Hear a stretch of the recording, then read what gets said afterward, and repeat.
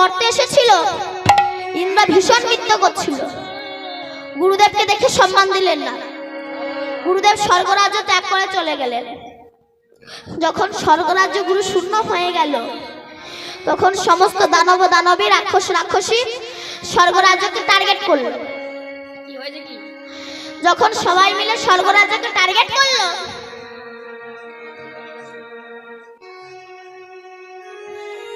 Radhe hello, উপস্থিত সমবেত গৌড়ীয় ভক্তবৃন্দ, দক্ষিণ শিবরামপুর 24 প্রহর হরিবাসর কমিটির পরিচালনায় যে 72 ঘন্টা অখণ্ড হরিনাম সংকীর্তন চলছে, আজ তার চতুর্থ দিন।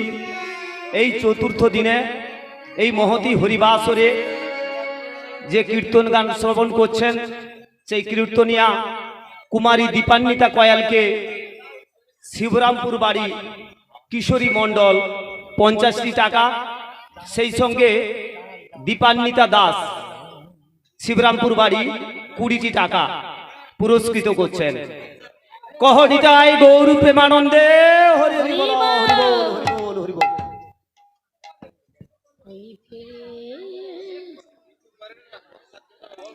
তুই ফেরে এসেছি তারে মনেরই আমার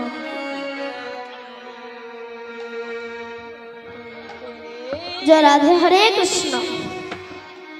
তারে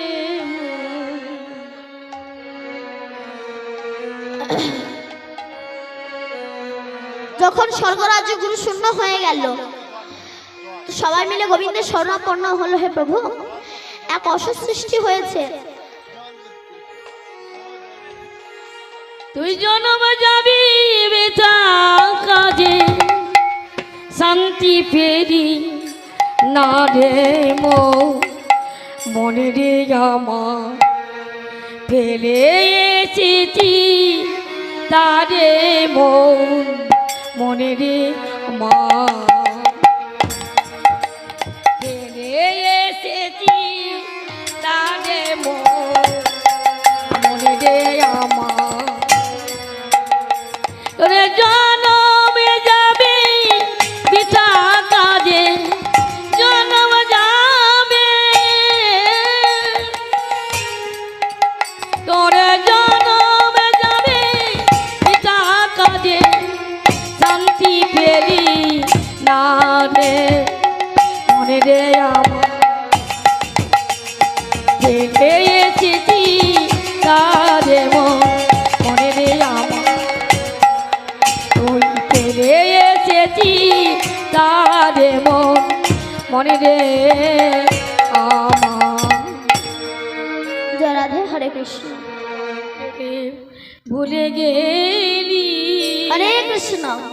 সে পদে খাবার ভুলে তাই গেলি ব্রজ। জয় রাধে। তখন সবাই মিলে বললো, হে প্রভু, আমাদের স্বর্গরাজ্য গুরু শূন্য হয়ে গেছে, কাকে গুরুর আসনে বসাবো? ভগবান বলেন, ত্বষ্টা মুনির পুত্র বিশ্বরূপকে বসিয়ে দাও। বিশ্বরূপকে বসিয়ে দিয়েছে। এখন এই বিশ্বরূপের মা হচ্ছে দৈত্যের কন্যা, মানের মামারা হচ্ছে দৈত্য। স্বর্গে যা যজ্ঞ করে দৈত্যদের ভাগ দেয়। ইন্দ্র দেখতে পেয়ে বজ্র দিয়ে এই বিশ্বরূপের 3টা মাথা কেটে দিয়েছে। এই বিশ্বরূপের 3টে মাথা, একটু হচ্ছে চাতক পাখি, একটু হচ্ছে চড়ুই পাখি, আর একটা হচ্ছে তিথির পাখি। যখন এই 3টে মাথা কেটে দিল ত্বষ্টামুনি রেগে আগুন হলো। তিনি হোম যজ্ঞ করলেন, করে যেই না হতে দিলে ভীষণ এক দৈত্যের সৃষ্টি হলো, যার নাম হলো বেত্রাসুর। বেত্রাসুর অসুর হয়ে সারা স্বর্গরাজ্যকে একবার ধাপিয়ে বেড়াতে লাগলো। কিছুতেই মারা যায় না। যখন সমস্ত অস্ত্র বিফল হয়ে গেল তখন সবাই মিলে গোবিন্দের শরণাপন্ন হলো। গোবিন্দ বলে, এক কাজ করো, দধিচি ঋষি রঙের হাড় দিয়ে অস্ত্র বানাও, ওই অস্ত্র তোমরা বেত্রাসুরকে মারতে পারবে। সবাই মিলে দধিচি ঋষির কাছে এলো। জয় হোক, দধিচি ঋষির জয় হোক। একই দেবতাগণ বলে, আপনার রঙের হাড় চাই। বলে আমি তো এখনো বেঁচে আছি। বলে মরে যান। বলে কি করে মরবো? গরু নুন খেতে ভালোবাসে, আপনার সর্বাঙ্গে নুন মাখিয়ে দেওয়া হবে এবং গরুকে লাগিয়ে দেওয়া হবে। গরু চাটবে, চাটতে চাটতে মাংস সব শেষ হয়ে আসবে, হাড়টা বেরিয়ে আসবে, ওই সময় আমরা হাড় পেয়ে যাব। তাই করলেন, চাটতে চাটতে মাংস সব শেষ হয়ে গেল, হাড়টা বেরিয়ে এলো। ওই হাড়ে বজ্র তৈরি করে যখন বেত্রাসুরকে মারতে যাচ্ছে, সেই সময় ইন্দ্রের হাত থেকে বজ্রটা পড়ে গিয়েছিল। তখন কি বেত্রাসুরকে মারা সহজ ছিল? ইনি অসুর, কিন্তু ইনি তো কৃষ্ণ ভক্ত ছিল, আর কৃষ্ণ ভক্তকে কি মারা সহজ? কিন্তু বেত্রাসুর বলে, ইন্দ্র তোলো বজ্র, আমাকে মারো। কি তুমি মরতে চাও? বলে হ্যাঁ, কারণ তোমার হাতে যে বজ্র আছে তা বৈষ্ণবের হাড় দিয়ে তৈরি, আর ওই হাড়ে যদি আমার মৃত্যু হয়, আমাকে দৈত্য কোলে আসতে হবে না, আমি তাই গৌর হরিবল বলে আমি তার জন্য দাস হয়ে থাকতে পারবো। হরিবল হরিবল। তাই গৌর হয়ে এসেছেন, হরি ভজন করো। গৌরাঙ্গ আমার সরল সুন্দর, গৌরাঙ্গ আমার সরল সুন্দর, গৌরাঙ্গ আমার সরল সুন্দর, গৌরাঙ্গ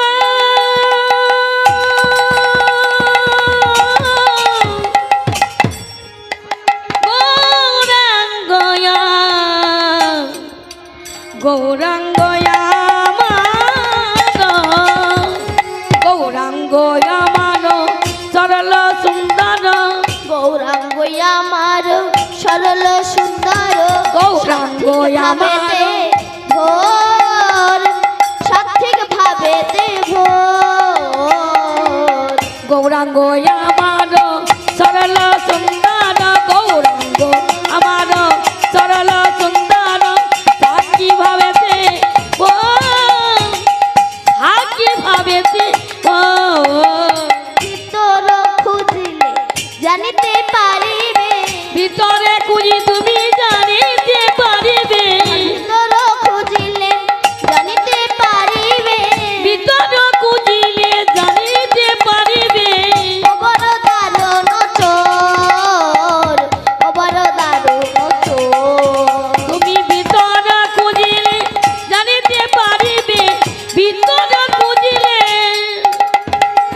জানিতে পারিবে, ও বড় বিরল চোর, ও বড় দারুণ চোর। ব্রজের চোরা হলো গোরা, মোজের চোরা হলো গোরা, ব্রজের চোরা হলো গোরা, গোরার চোরা হলো গোরা হে, দিল ধরা, হলো গোরা, নবদ্বীপে দিল ধরা, ব্রজের চোরা হলে রে গোরা, ব্রজের চোরা হলো আরে ব্রজের চোরা হলে রে গোরা, রে নবর দ্বীপে হলে ব্রজের চোরা হলে রে গোরা, রে নবর দ্বীপে হলে রে ব্রজের চোরা হলে রে গোরা, নবর দ্বীপে হলে রে গোরা, এ চোরা নদীর গোরা, ব্রজের দ্বীপে আরে ব্রজের চোরা হলে রে গোরা, নবর দ্বীপের ধরে গোরা, ব্রজের চোরা হলে রে গোরা। তাই সেই শ্রীমতী রাধারানীকে আমার যখন সৃষ্টি করলেন গোবিন্দ, এই রাধা অঙ্গ থেকে সরস গোপীর সৃষ্টি হলো। সরস কাকে বলে? 16 জন। এই 16 জনকে দশেন্দ্রিয় সররিপু যিনি সংযত করে গোবিন্দ চরণে অর্পণ করতে পারে, তারাই হচ্ছে সরস গোপী। গোপী কাদেরকে বলে? বলছে গোপনে যারা গোবিন্দ ভজে তাদেরকেই গোপী বলে। এই রাধা রানীকে সৃষ্টি করেছিলেন, আর আমার গোবিন্দ অগণ থেকে সখাগণের সৃষ্টি হয়েছিল রাসের জন্য, জগৎকে শিক্ষা দেবে। তাই এই গোবিন্দের কাছে পৌঁছাতে গেলে গুরুচরণ না ধরলে গোবিন্দের কাছে পৌঁছানো যায় না। কেন? এখন তো আমরা গুরুদেবকে মুদির দোকানের মতো ভাবি। গুরুদেব এলো, গলায় মোটা মোটা মালা পরলাম, কাকে ঠকাও? নিজের পায়ে কুড়ুল মারছি। তোমার মতো একটা কীট না বাঁচলে গুরুর বয়ে গেল। গঙ্গা আমার কাছে আসে না, আমি গঙ্গার কাছে যাই। সাধক তুকারাম বলে একজন বড় সাধক ছিল। ওনার শিষ্যের নাম গনু। গনু যখন গুরুদেবের কাছে দীক্ষা নিতে গেল, গুরুদেব বলল, গনু তুই কি করবি? বলে, গুরুদেব আপনি যা বলবেন আমি তাই করব। গুরুদেব যা বলে গনু তাই করে। একদিন গুরুদেব পুকুর পাড়ে বসে আছে, কতগুলো মেয়ে কাপড় কাচ্ছে, তাদের বাচ্চাগুলো এদিকে খেলা করছে। গুরুদেব দেখেছে, এই গনু এদিকে আয় তো। বলুন গুরুজি। এখানে গর্ত খুঁড়েছে, এইবার কি করব? বলে, যে তিনটে বাচ্চা খেলা করছে না, ওদেরকে ধরে নিয়ে আয়। ধরে এনেছে। এইবার কি করব গুরুদেব? ওই তিনটে বাচ্চাকে গর্তে ফেলেছে। এইবার কি করব গুরুদেব? দে মাটি চাপা দিয়ে ওর উপর বসে ভজন করো। গনু বসে বসে ভজন করছে। মায়ের উঠে তাদের বাচ্চাদেরকে পাচ্ছে না, খোঁজ খবর চলছে। জলে ডুবুরি লেগেছে, গ্রামে যা হয়। তুকারাম বলছে, আচ্ছা তোমরা তো কান্নাকাটি করছো কেন, কি হয়েছে তোমাদের? তখন মায়েরা বলছে, দেখুন আপনি তো ত্রিকাল যোগী, সবই জানেন, একটু গণনা করে দেখুন না, আমি আমাদের বাচ্চাদের পাচ্ছি না, কোথায় গেছি একটু দেখুন না। গুরুদেব বলল, ওই যে বাচ্চাটা বসে আছে না, ওই বাচ্চাটাকে নড়িয়ে মাটি খুঁড়ে দেখো, তিনটে মৃত বাচ্চা পাবে। গনুকে সরিয়ে দেখছে তিনটে মৃত বাচ্চা। তখন সবাই মিলে গনুকে গাছের গায়ে বেঁধে এমন মারতে লাগলো, গনু রক্তাক্ত হয়ে পড়ে গেছে। আর দিকে তিনটে বাচ্চার গায়ে গুরুদেব হাত বুলিয়ে, সাই ওঠ, মা এসেছে। সাধুরাত্ম তিনটে বাচ্চা প্রাণ ফিরে পেয়েছে। মায়ের তাদের সন্তানকে নিয়ে চলে গিয়েছে। এদিকে গনু রক্তাক্ত হয়ে পড়ে আছে। গুরুদেব গিয়ে বলছে, গনু কেসা লাগা? গনু তখন বলছে, গুরু কৃপা হি কেবলম শিষ্যস্য পরম মঙ্গলম। গুরুদেব আপনার কৃপা। গুরুদেব ছুটে গিয়ে গনুকে জড়িয়ে ধরেছে। গনু তোকে আমি পরীক্ষা করছিলাম রে গনু, পরীক্ষা করছিলাম, তুই পরীক্ষায় উত্তীর্ণ হয়েছিস। আবার একদিন গুরুদেব গনুকে ডেকেছে, গনু আর একটা কাজ করতে পারবি? বলুন গুরুদেব। বলে, আমার ছেলেটাকে জলে ফেলে দিত। গনু গুরুদেবের ছেলেকে জলে ফেলে দিয়েছে। অন্য গুরু শিষ্য ভাইরা গিয়ে সে বাচ্চাটাকে তুলে এনেছে। গনুকে বাঁচাই, তুই গুরুদেবের ছেলেকে জলে ফেলে দিলি কেন? বলে, গুরুদেব বললো তো। আবার একদিন গুরুদেব গনুকে ডেকেছে, গনু আর একটা কাজ করতে পারবি? বলে, বলুন গুরুদেব। বলে, আমার ঘরে আগুন ধরে দিতে পারবি? গুরুদেবের ঘরের চাল। হরিব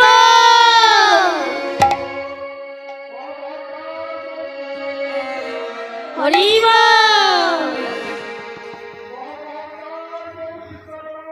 হরিব।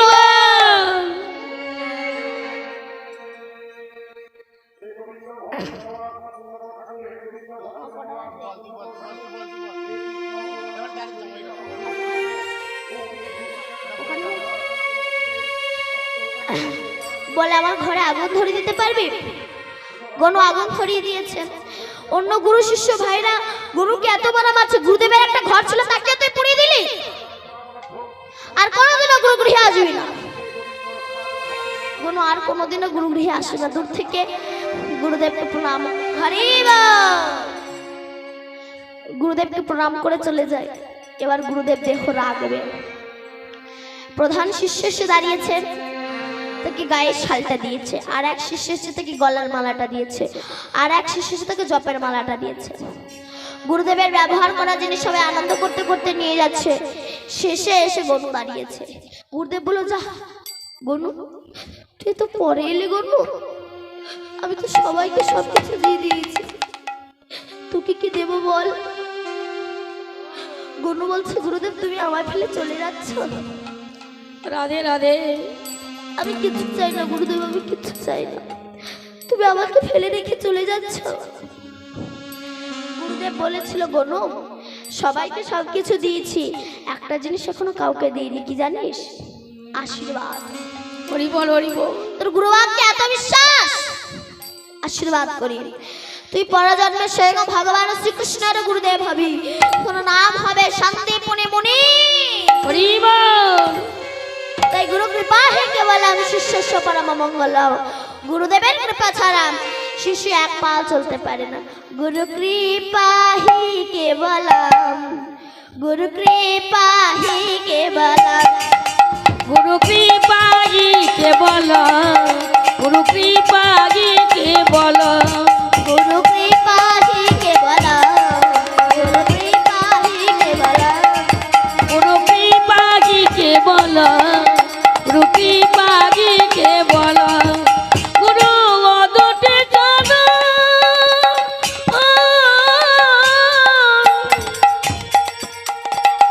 বুঝে নয়ন জল গঙ্গির কমলে গুরু কৃপাগি কে বল, গুরু কৃপা হি কেবল, কৃপাগি কে বল, কৃপাগি কে বল, গুরু কৃপা হি কেবল, গুরু কৃপা হি কেবল, গুরু কৃপাগি কে বল, গুরু কৃপা হি কে বল। এই গুরু কৃপা ছাড়া গোবিন্দের কাছে পৌঁছানো যায় না। কেমন? আমরা জানি যখন ইন্দ্র অভিসম্পদ হলো, ইন্দ্রের রাজ্য চালাবে কে? তখন নহুষ, ওনার মতো ধার্মিক রাজা, ওনাকে স্বর্গরাজ্য চালাতে দেয়া হলো, ওনাকে স্বর্গরাজ্য চালাতে দেয়া হলো।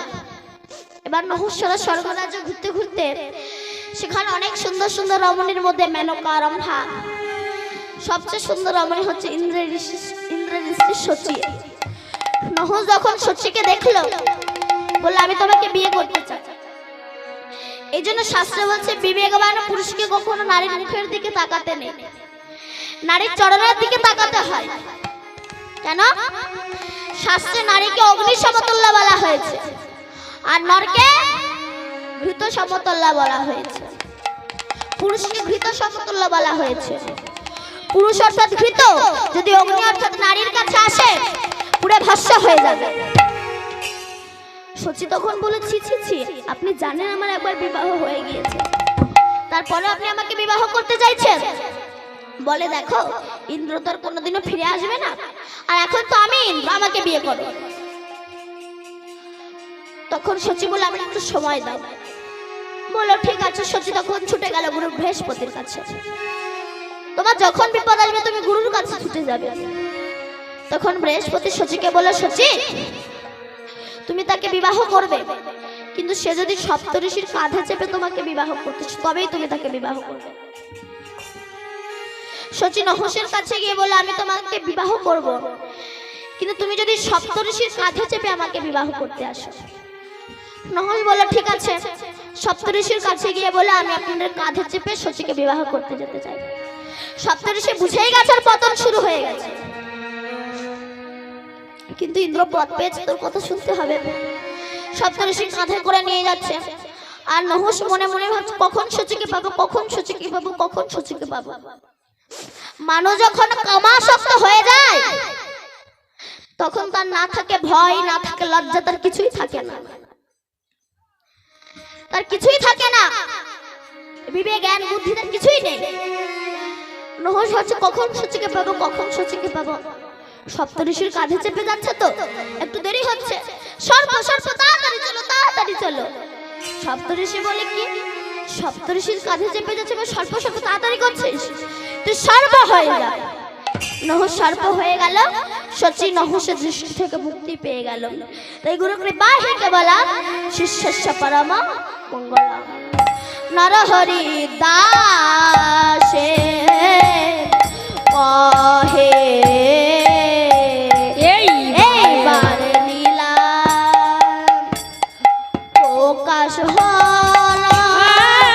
নরহরি দাসে কয়ে এইবার লীলা ও প্রকাশ হলা।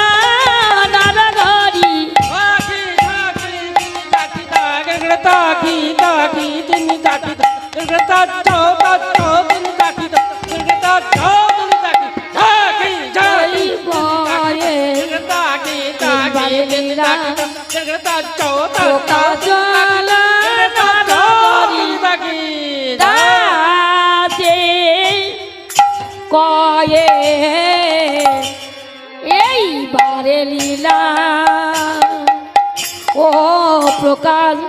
ওলা নারদরি ওই ধো খেটে নাগে ধেনে ধাইয়া তা খেটে নাগে ধেনে ধাই ধো খেটে নাগে ধেনে ধাইয়া তা খেটে নাগে ধেনে ধাই ধো খেটা তুমি তাকিতে রে খেটা তা খেটা তুমি তাকিতে রে খেটে তাকিতে রে ঘেরে ঘেনা যা ঘেরে ঘেনা তাকিতে যাউতে রে খিতে রে তাকিতে যাউতে রে খিতে রে যাউতে রে খিতে রে তাকি বেড়া রে খেটা তাকি না তাক ধী তট ধৈ চোকা জল কাছে কয়ে এই বারে লীলা ও প্রকাশ ওলা নারদরি ঝাম রেগড়ে ঝাম দাদা দিন রেগড়ে ঝাম দাদা দিন রেগড়ে দাদা দিন রেগড়ে দাদা দিন তক তক তেটে তেটে কেটা দাগি না তক তগড়ে তেটে তেটে তেটে তেটে দি দি দি দি তেটে তেটে তোই তোই হেই নি দেই দাগি না কে যা দাগি না ঝাম রেগড়ে ঝাম দাদা দিন রেগড়ে ঝাম দিন রেগড়ে দাদা দিন রেগড়ে তক তক তেটে তেটে কেটা দাগি না তক তেটে তেটে তেটে তেটে দি দি দি দি তেটে তেটে তেটে তেটে তো তো হেই নি দেই দাগি না কে যা কাছে কয়ে এই বারে লীলা ও প্রকাশ ওলা নারদরি তট ঘু রট ধাপাট মৃদঙ্গ বাজত দীর্ঘ চম রেগেন যাও এই ঘরে তেরে খতাগি কিন তাকি কি দিগি দাগি না তট তট সেই কয়ে এই বারে লীলা ও প্রকাশ ওলা নারদরি এই বারে লীলা ও প্রকাশ ওলা নারদরি আছে কয়ে এই বারে লীলা প্রকাশ ওলা নারদরি আছে কয়ে এই বারে লীলা প্রকাশ ওলা নারদরি আছে কয়ে এই বারে লীলা প্রকাশ ওলা নারদরি আছে কয়ে এই বারে লীলা প্রকাশ ওলা নারদরি আছে কয়ে এই বারে লীলা প্রকাশ ওলা নারদরি দাসে রানা রিনা নেনা রিনা জোরাধে নারে নারে নারে নারে রানে নারে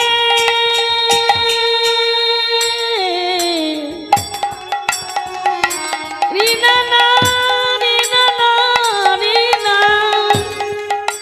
রিনা না রিনা না রে রিনা না না না যাই রে লীলার বলি গাড়ি যায় বলি গাড়ি যায় বলি গাড়ি যায়। জয় রাধে। এতক্ষণ আমরা ছিলাম নবদ্বীপে, এবার প্রবেশ করবো বৃন্দাবন ধামে। বলুন সচিদানন্দ গৌর হরি কি, রাধে রাধে। নবদ্বীপ ধাম কি।